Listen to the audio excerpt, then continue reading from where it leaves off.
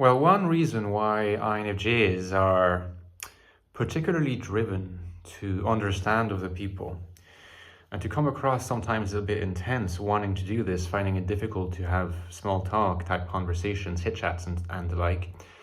INFJs tend to want to go straight into the heart of things. It can be too much for some people. It can be delightful for others. And not just ENFPs, though ENFPs seem to enjoy that very much. One of the reasons, or perhaps the fundamental reason, I think, is one that I, in fact, articulated for the first time in the Ecstatic Soul, going back to the year 2021. If you haven't got the book yet, I suggest you do if you want the deepest investigation of the INFJ mind. INFJ life, it's a new look at the INFJ personality, the Ecstatic Soul. Check the link below if you want to know more. In that book, I basically lay out an argument or a narrative where I explain that the subjectivity of the INFJ is deeply interconnected with the subjectivity of other people. Now, there's a sense in which that applies to just about anyone, but in a primordial fashion, at the very beginning of things, the subjecthood, the person of the INFJ, the personhood, the fact that I am a separate person with a mind and an ability to, I'm a center of gravity, I make decisions, I have thoughts, I have a unity as a person. It's not something that can easily be taken for granted by the INFJ in the first instance because of alienation being a discrimination between, or rather an absence of discrimination between me and the world, because the world seems so strange that I don't quite know what to do with the world. And so in a sense, I'm very, very self-focused to begin with. I'm very self-absorbed in an existential sense in the world of introverted intuition. And introverted intuition is a funny function that gives me no purchase by itself on externality. What gives me purchase is extroverted perception, extroverted sensing in my case. And when I say me, I mean me as a stand-in for just about any INFJ you may come across. Now, SE being in an inferior position makes it very difficult to bring to consciousness this engagement with externality. Externality often seems like it's something that just happens to us rather than something, that we making things happening, via ourselves in externality. And that's alienating.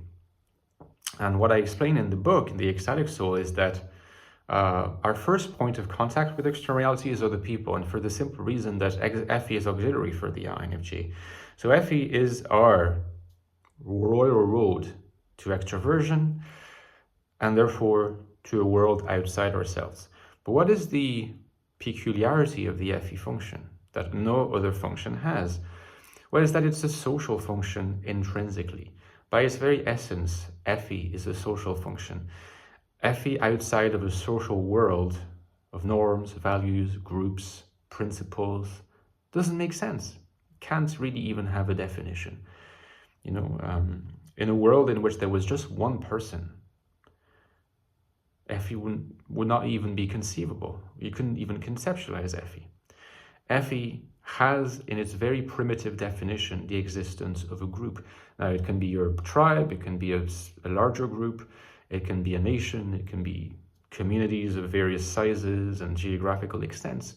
But the idea of the group, the idea of the larger tribe or the smaller tribe is always present in the FE function. And for the INFJ, FE is really this first point of contact because it is the first extroverted function that is available to the INFJ. But since it's a social function, it's a function that is by definition intersubjective. The INFJ is primordially put in contact with other people. If you like, existentially ahead of anything else, even though there's much more than just other people with their subjectivities in the external world.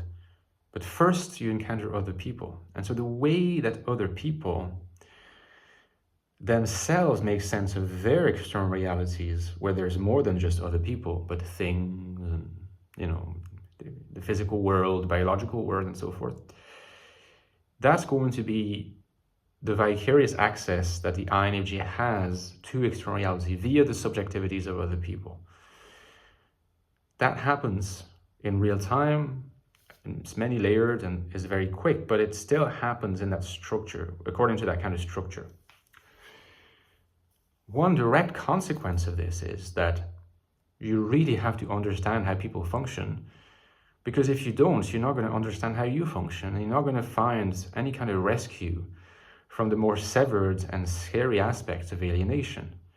So for an INFJ to recover the world, for an INFJ to, like I suggested in a recent video, to kind of follow a path that is like the exact inverse of the psychotic, is to understand other people. So it's not just that INFJs are talented at reading other people, at perceiving other people's intentions and moods and states of mind and motivations.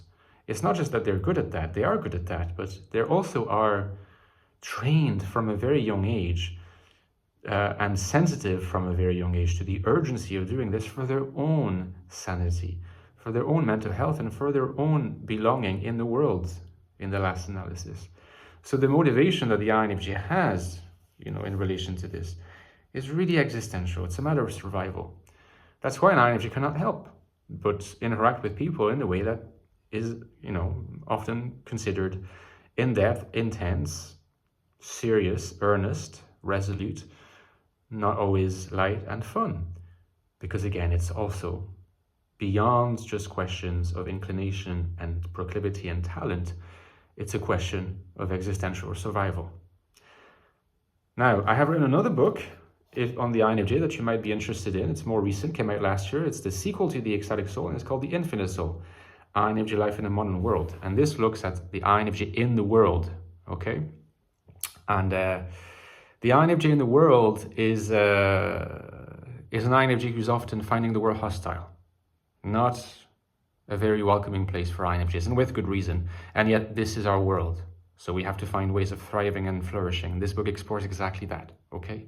And argues that when authenticity meets adaptation, it's the magical formula. If you want to know more, check the reviews. They're very good. It's helped a lot of people, just like its predecessor, The Ecstatic Soul. The two books are available below at the links. And just as usual, guys, don't forget that if you would like to become a Patreon supporter, the link is below. I cannot do it without you. I get very few sources of income besides that for my creative work on this channel, so please consider it. It's not expensive, and you get some really cool perks, like access to our Discord server, elite Discord server, where you can interact with me every day and with the other really cool people on that server, exchange lots of ideas, create community. And you also get access to bonus video content every 2 to 3 weeks, an in-depth video by myself on a topic of your choosing, just for you, dear patron. So please consider it, and talk to you next time, guys. Bye-bye.